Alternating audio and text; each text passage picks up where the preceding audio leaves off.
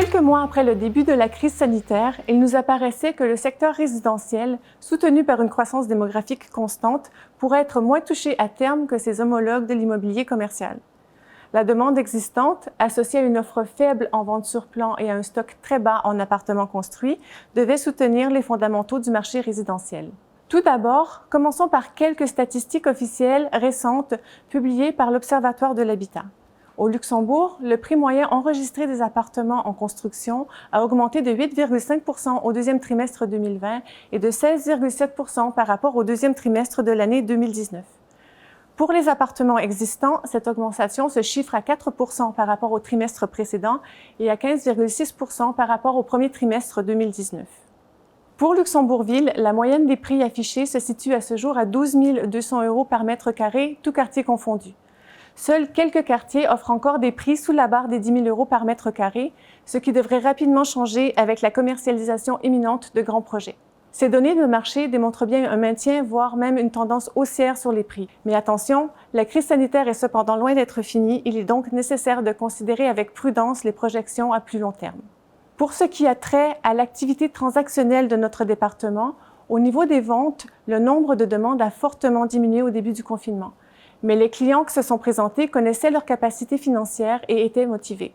La plupart des demandes de financement ont été accordées, ce qui nous a permis de conserver un bon taux de transformation.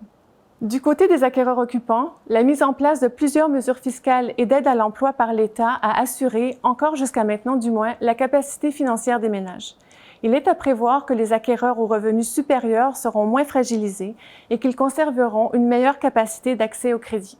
Le risque se situe plutôt au niveau des ménages à plus faible revenu, car dans un contexte d'incertitude, certains ont reporté leurs investissements immobiliers, en particulier les primo-accédants qui, par nature, sont un peu plus craintifs ou espèrent que la crise fera baisser les prix.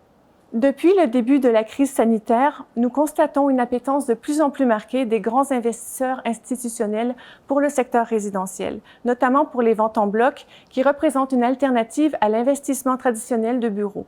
À ce jour, nous avons observé que deux des principaux freins aux grandes ventes en bloc résidentielles se situent au niveau de l'évaluation du risque et de la compréhension des pratiques locales.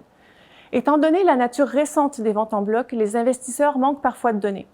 Effectivement, la sécurité et la nature de l'investissement dépendent largement de la réglementation et des contraintes législatives et culturelles de chaque pays.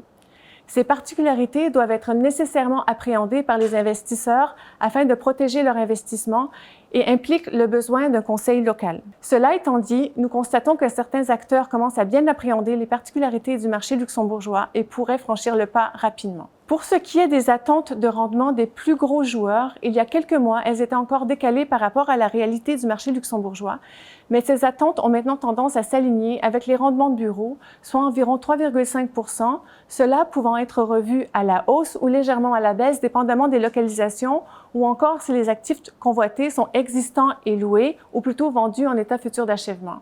Les privés, quant à eux, se positionnent souvent déjà à du 3, voire du 2,9 % en ville de Luxembourg, avec néanmoins des attentes de rendement plus élevées en périphérie ou dans le sud du pays, par exemple.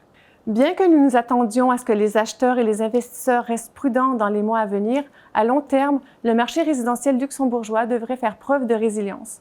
Force est de constater que la pierre reste rassurante et confirme son potentiel, même dans les périodes comme celle que nous traversons en ce moment.